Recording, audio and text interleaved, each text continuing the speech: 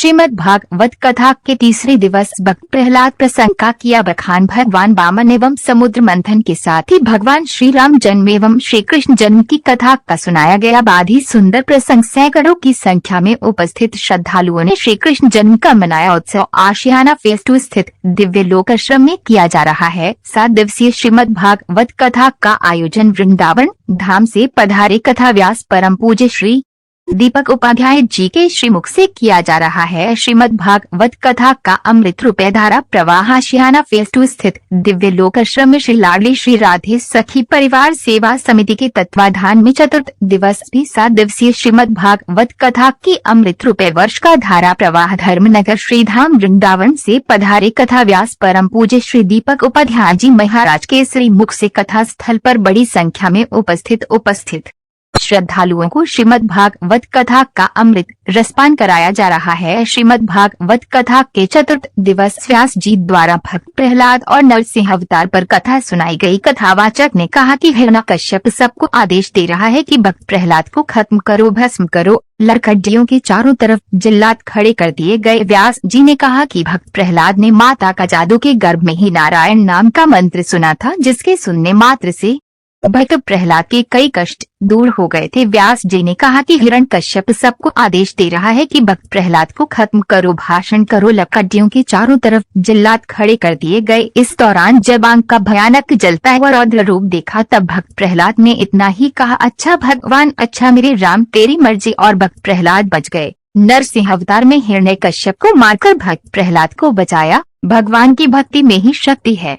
उन्होंने कहा कि सभी अपने बच्चों को संस्कार अवश्य दें, जिससे वे यह बुढ़ापे में अपने माता पिता की सेवा कर सकें, गौ सेवा, साधु की सेवा कर सकें। श्रीमद् भागवत कथा के चतुर्थ दिवस व्यास जी महाराज द्वारा भक्त प्रहलाद चरित्र, गजेंद्र मोक्ष, समुद्र मंथन, वामन अवतार एवं भगवान श्री राम श्री कृष्ण प्राकट्य महोत्सव की कथा सुनाते हुए कहा, देव माता ने विष्णु भगवान से वरदान मांगा कि वे उनके पुत्र के रूप में धरती पर जन्म लेकर बाली का विनाश करें। जल्दी ही अदिति और ऋषि कश्यप के यहाँ एक सुंदर बने पुत्र ने जन्म लिया। 5 वर्ष का होते ही वामन का जनेऊ समारोह आयोजित कर उसे गुरुकुल भेज दिया। इस दौरान महाबली ने 100 में से 99 अश्वमेध यज्ञ पूरे कर लिए थे। व्यास जी ने बताया कि जब जब धर्म पर विपदा आती है, उसे विपदा को दूर करने के लिए तब तक भगवान का अवतार होता है। पुराणों के अनुसार भगवान विष्णु के 2 भक्त जय और विजय शापित होकर हाथी मगरमच्छ के रूप में धरती पर उत्पन्न हुए थे। पौराणिक कथाओं के अनुसार गंडक नदी में एक दिन कुम्हारा के तट पर जब हाथी पानी पीने आया तो मगरमच्छ ने उसे पकड़ लिया। फिर हाथी मगरमच्छ से छुटकारा पाने के लिए कई वर्षों तक लड़ता रहा। उसके बाद वामन अवतार प्रसंग में बताया कि हमारे पास जो है वह सब कुछ भगवान का ही है। भगवान की वस्तु को भगवान को समर्पित कर जीवन मुक्ति को प्राप्त कर सकता है। जिस प्रकार महाराज बाली ने सब कुछ भगवान वामन को ही समर्पित कर भगवान को ही प्राप्त कर लिया। व्यास जी ने भगवान वामन की कथा के प्रसंग के द्वारा समस्त जनमानस को संदेश देते हुए बताया कि मनुष्य को 3 बातें जीवन में अपनानी चाहिए। 1 माता पिता और गुरुजनों की सेवा, अतिथि सत्कार और गौ सेवा। ये 3 चीज जिस व्यक्ति ने अपने जीवन में अब अपना ही है, मनुष्य को कभी भी जीवन में पराजय का सामना नहीं करना पड़ता है। कथा के अंतर्गत कथा व्यास पूज्य श्री दीपक उपाध्याय जी महाराज ने प्रभु की अलौकिक कथा में निहित गुण, आध्यात्मिक रहस्यों के साथ युवा पीढ़ी व नशाश्लीलता जैसी निकृष्ट सामाजिक बुराई पर प्रकाश डालने से पंडाल में उपस्थित श्रद्धालुओं भावभर और आर्थिक मंदी, बेरोजगारी, निरंतर तनाव, वातावात तथा पाल बढ़ती प्रतिस्पर्धा ने आज युवा पीढ़ी को नशे के ब्याह में साम्राज्य का पथिक बना दिया है। स्वतंत्र देश का वासी होते हुए भी वे नशे की गिरफ्त में आकर पराधीनता का जीवन व्यतीत कर रहा है। जी युवा के सहारे कोई देश स्वयं के लिए सामग्री भविष्य की किरणें देवता है। आज वही युवा अपने देश के भविष्य पर प्रश्न चिन्ह बनकर खड़ा हो गया है। असामाजिक तत्व तो पहले ही देश पर घात लगाए बैठे हैं, क्योंकि सारी दुनिया में से सबसे ज्यादा युवा भारत में ही है। नशीले पदार्थ घरों में संध लगाकर उनके हाथ से खेलते जीवन को लूट रहे हैं, जिसके परिणाम स्वरूप पारिवारिक और नैतिक मूल्य स्वार्थ परायणता की चिता पर जल पर खाक हो रहे हैं। नसों में व्यापार को संरक्षण देने वाले इस बात को समझ नहीं रहे हैं कि चंद पैसों की खातिर वे अपने देश को किस गर्त में धकेल रहे हैं। भारत के हर एक शहर में अफीम, इसमें चरस, गांजा, कोकीन इत्यादि बेचने वाले सौदागर सक्रिय हैं। बड़े शहरों की दवाइयाँ की मंदिरों में करोड़ों रुपयों की नशीली दावों का कारोबार होता है। थोड़ी बहुत छापेमारी के बावजूद इस कारोबार पर रोक नहीं लगती और नशे का ये देते हैं विकराल रूप धारण करता हुआ देश के युवा वर्ग को खोखला करता जा रहा है। देश के लगभग 73 मिलियन लोग नशे के आदी हो चुके हैं, जिसमें से 24% की उम्र तो 18 साल से भी कम है। ये वे युवा शक्ति है जिसके आधार पर हम 2020 में विकसित राष्ट्र और 2045 तक विश्व की महाशक्ति बनने का संबंध देख रहे हैं, जो आज नशे की कटीली राहों पर भटक रही है। यौवन इस बात पर निर्भर करता है कि आप में प्रगति करने की कितनी योग्यता है। हत्या के मन से कोई युवा नहीं होता। जीवन तो वे हैं जो अपने मावेद से समस्याओं के गिरी शिखरों को काट दे, व विषम कहूँ की महाभारत को उखाड़ दे। यदि किसी देश पर संकट के बादल छाए हैं तो युवा शौर्य ने ही प्रचंड प्रबंध बनाकर निदान किया है। व्यास जी ने कहा कि समाज की प्रत्येक समस्या माँ के स्तर पर ही होना चाहिए। जब तक मानव मन को नियंत्रित करने की पद्धति नहीं प्रदान की जाती, कब तक समझ में भयानक कुर्तियां ब्याह दिया जन्म लेती रहती हैं। इस मन को काबू करने हेतु ब्रह्म ज्ञान की नियत आवश्यकता है, जिससे विवेक शक्ति जागृत होती है। फिर भी व्यक्ति मन में उठती दुर्भावना व वासनाओं पर नियंत्रित रख सकता है। नशा उपचार हेतु सरकारी गैर सरकारी संगठनों द्वारा उपचार साधन या पद्धति लागू हो चुकी है, लेकिन ये कितनी कारगर सिद्ध हो रही है, ये किसी से भी छिपी नहीं है। भारत का ड्रग रिकॉर्ड कहता है कि उपचार के बावजूद भी 80% नशाखोर फिर से नशा करने लगते हैं। उपचार प्रक्रिया से गुजरने के बाद उनका शरीर नशा मुक्त हो जाता है, पर नशे की लत दिमाग से नहीं निकाल पाती। इन पत्तियों के बारे में जितनी भी जानकारी उपलब्ध हुई है वे हमोग नहीं कही जा सकती। उनके विषय में व्यवस्थित व उचित खोज आवश्यक है। समझ में फैल रही नशे की समस्या पर रोक लगनी चाहिए। इस अवसर पर भगवान वामन जी की झांकी ने सभी श्रद्धालुओं का मन मोह लिया। सभी ने भगवान वामन जी का दर्शन पूजन कर उनका आशीर्वाद प्राप्त किया। इस अवसर पर व्यास जी द्वारा भगवान वामन जी के सुना गए भजनों पर श्रद्धालु झूमते एवं नृत्य करते हुए नजर आए। इसके बाद व्यास जी ने श्रीमद् भागवत कथा के अवसर पर कहा, जब रावण का अत्याचार बढ़ा तब राम का जन्म हुआ। जब कंस ने सारी मर्यादाएं तो डाली तो श्री कृष्ण का प्राकट्य हुआ। उन्होंने कहा कि भागवत कथा एक ऐसी कथा है जिसे श्रवण करने मात्र से ही मन को शांति मिलती है। भागवत सुनने से अहंकार का नाश होता है। आज चौथे दिन कथा के दौरान श्री कृष्ण को लेकर हर्ष और उल्लास के साथ नंदोत्सव का आयोजन किया। इस अवसर पर सभी ने भगवान श्री कृष्ण का जन्म उत्सव और उमंग के साथ मनाया। व्यास जी द्वारा नंद बाबा के घर पर उत्सव के माहौल का सुंदर वर्णन करने के साथ आयोजन स्थल का पूरा माहौल भी उत्सव के रंग में पूरी तरह से रंग दिया, जिसमें नंद के आनंद भयो जय है या लाल की और हाथी घोड़ा पाल की जय है या लाल के उद्घोष के साथ समूचा आयोजन परिसर गूंज उठा। भक्तों ने भजनों की धो पर मग्न होकर रखते हुए श्री कृष्ण के जन्मोत्सव का आनंद लिया। श्री कृष्ण का जन्मोत्सव का आनंद बनाते हुए भक्तों के बीच खूब मिठाई, टोपियां और एक दूसरे को बधाई दी। व्यास जी द्वारा भी भगवान श्री कृष्ण के बाल स्वरूप को अपने हाथों में लेकर उनका आशीर्वाद लिया गया और सभी उपस्थित श्रद्धालुओं को दर्शन कराकर सभी को आशीर्वाद प्रदान कराया गया। आप स्वयं देख सकते हैं कि श्री लाडली श्री राधे सभी परिवार सेवा समिति मुरादाबाद द्वारा आयोजित 7 दिवसीय श्रीमद् भागवत कथा के चतुर्थ दिवस श्री कृष्ण जन्म उत्सव के अवसर पर आशियाना फेस 2 स्थित दिव्य लोकाश्रम मानव मथुरा नजर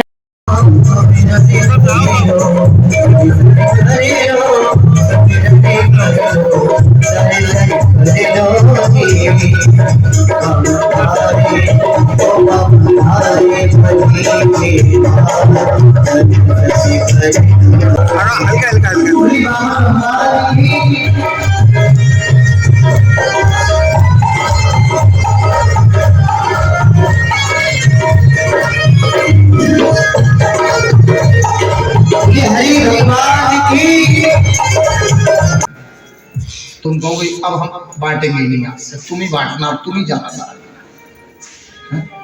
कौन जाते हैं नर्क में? तो चेहरा देखकर प्रसाद करते हमारा। अरे दीनहार कोई और है, भेजत है दिन रैन, लोग भरम हम पे करें या से नीचे नैन। जब प्रसाद बांटना तो चेहरा नहीं देखना, आप केवल बांटो। आपको अगर कहा गया है 100 पीस है, एक एक बांटना, एक एक बांटो। पंक्ति में कभी भेद मत करना। अभी आपकी कथा, क्योंकि ये सखी परिवार को मैं प्रशिक्षित कर रहा हूं इस कथा में, क्योंकि मैं जानता हूं ये बड़ा शीर्ष तक पहुंचेगा, इसका यश, इसकी कीर्ति। प्रसाद बांटने में सबसे ज्यादा सावधान। जिसका मन का दुर्भाव यहाँ भी रह गया कथा और प्रसाद में, तो वो आगे मन का क्या मंथन किया।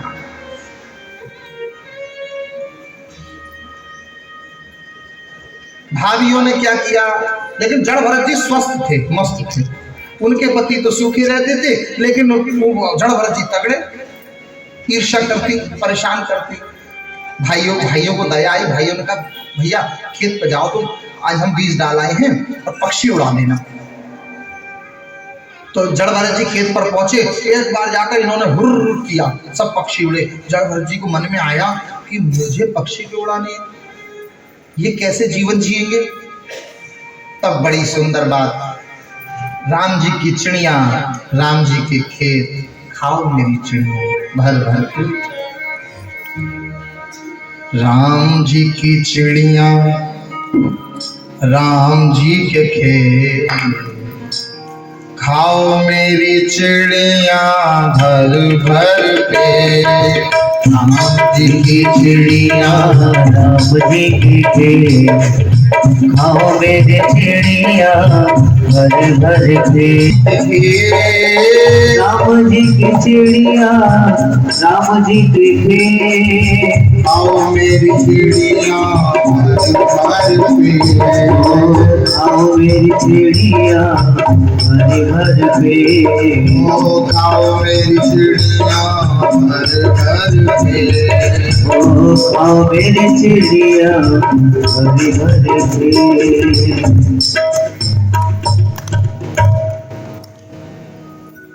चिड़िया तब खा रहे हैं और बढ़िया बीच में ये ताली बजा बजा कर कह रहे हैं, राम जी की चिड़िया, राम जी के खेत, खाओ मेरी चिड़िया भर भर के।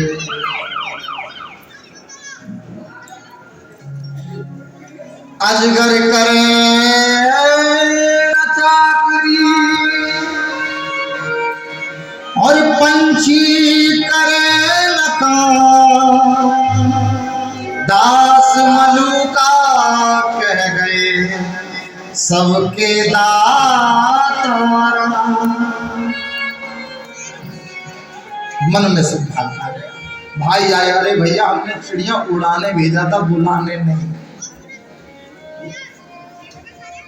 भाइयों ने कहा भैया अब तू यहीं रहे, तो मचान डाल दिया खेत में और हम भोजन तुझे पहुंचाया करेंगे।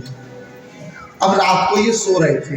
अब आनंद की बात सुनना, एक कबीले के सरदार ने माँ काली को कहा कि हे जगदम्बा, अगर मेरे चढ़ाऊंगा।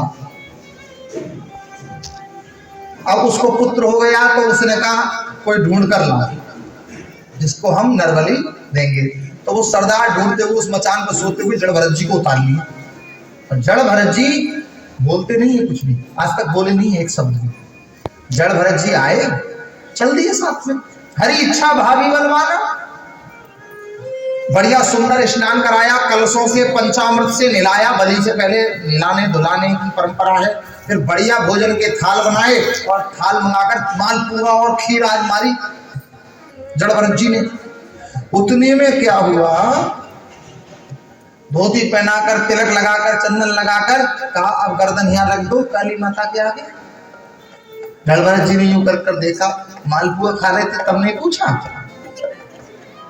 जड़ भरत जी ने कहा मन ही मन में, यू आर ऑलवेज राइट, बात सही है, तो खाया है तो अब जो ये कह रहे हैं वो भी करो।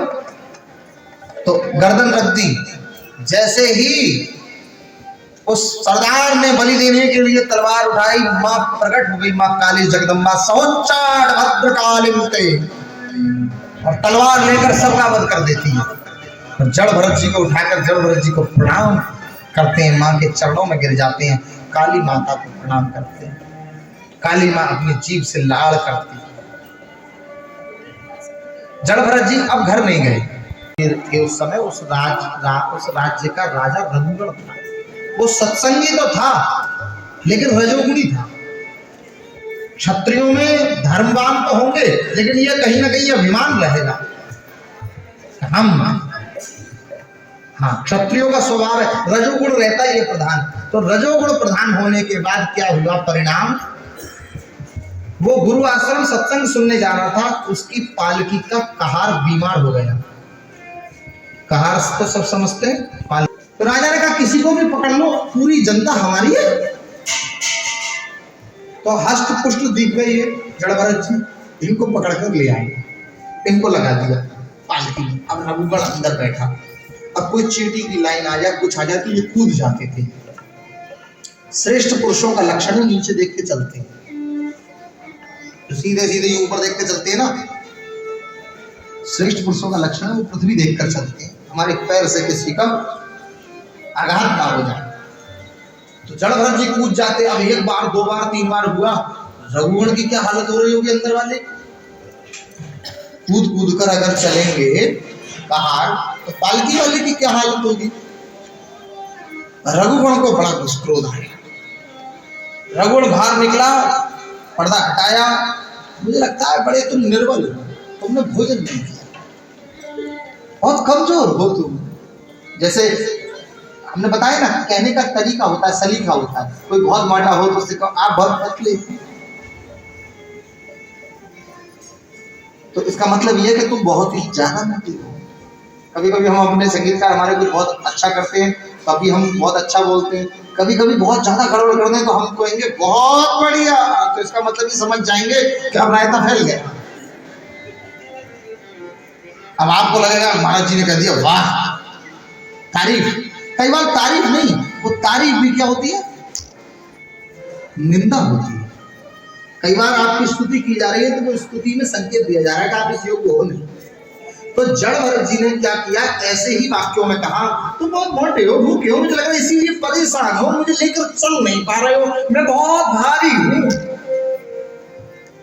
जड़ भरत जी आज तक नहीं बोले, सोचे आज तो बोलना पड़ेगा, क्योंकि रघुगण का कल्याण करना है। ये भजन में तो लगा है, गुरु चरणों में भी लगा है, लेकिन इसे ज्ञान केवल ये सुनता है कथाएं। कोई 10-5 कथाएं सुन ले, एक वक्ता के साथ रह ले, तो अरे व्यासों का क्या जीवन, उनसे तो ज्यादा तपस्या हमारी है। करिए बैठ, अरे गुरु जी क्या पूरा क्रीम तो यही ले जाते हैं, हम तो बाकी तो काम तो हम ही कर रहे हैं। भाव से बोलो राधे राधे। ऐसा विकार आता है, लेकिन समझना रघुगण के मन में भी आया है, समझाए। आज पहली बार बोल रहा है संत, एक पूरा जीवन भर नहीं बोले, मर्ग बन गए, ब्राह्मण योनि प्राप्त कर आज बोले। और रघुगण से पहला वाक्य क्या बोले, अको विदहा को विदवाद वादन। ना मैं मोटा हूं ना मैं पतला हूं, ना मुझे मार सकता है कोई, ना मुझे काट सकता है कोई, ना मेरी कोई हिंसा कर सकता है। ये कहा, उसने सोचा इतने मार्मिक वाक्य, क्योंकि सत्संगी तो था, कूद गया, जनेऊ देखा, पैरों पे गिर गया। ब्राह्मण से को मैंने अपना कहार बनाया, अपराध के लिए क्षमा। रघुगण ने एक बात कही, सत्संग मिल गया उसको कि महाराज आपने अभी कहा कि ना मैं मोटा हूं ना पतला हूं, ना मुझे कोई मार सकता है। अब आप मुझे एक बात समझाओ, आप जल्दी समझोगी। गृह विज्ञान का उदाहरण देता हूं मैं। अब तो माताओं का भी गृह विज्ञान से दूर दूर नाता होता जा रहा है, अब तो हमें ही सब पढ़ना पड़ेगा। भाव से बोलो राधे राधे। आपने एक गैस पर एक तेरी शरण में हो गया, जन्मों की प्यास थी जो, जन्मों की प्यास थी जो संपन्न हो गया। वो तेरी शरण में आके हो गया। तेरी शरण में आके हो गया।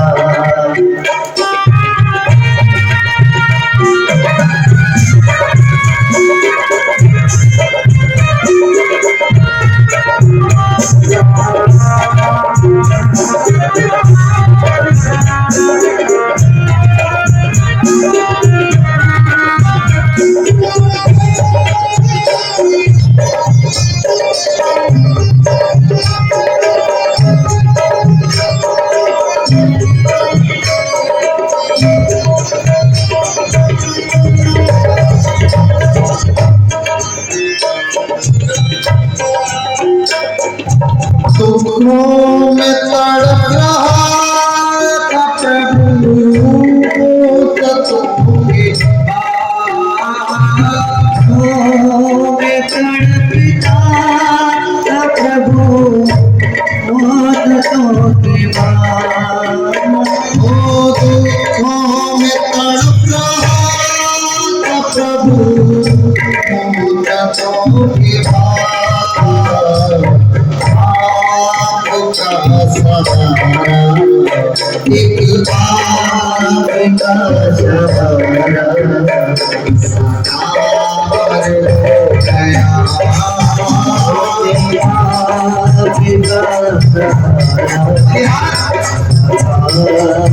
हो गया।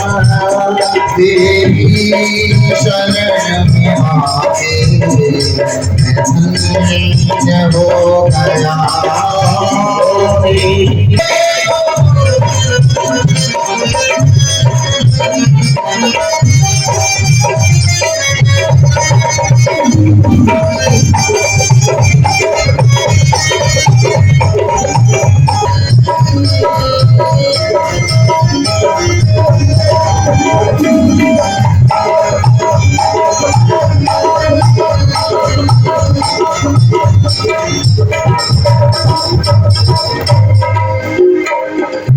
करना कभी न दूर प्रभु चरणों से कभी न दूर प्रभु चरणों से करना कभी न दूर प्रभु चरणों से हो चरणों के ही सहारे चरणों के ही सहारे पार हो तेरी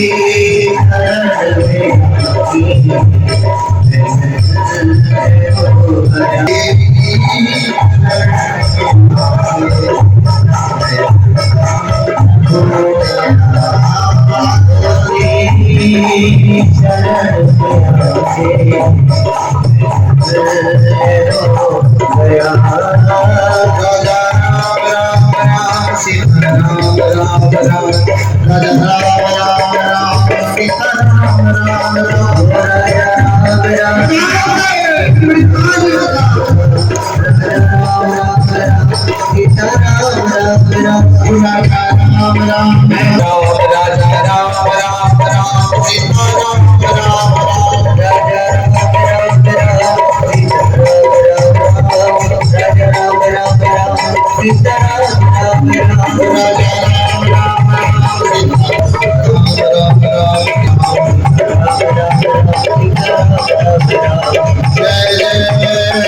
श्री राम।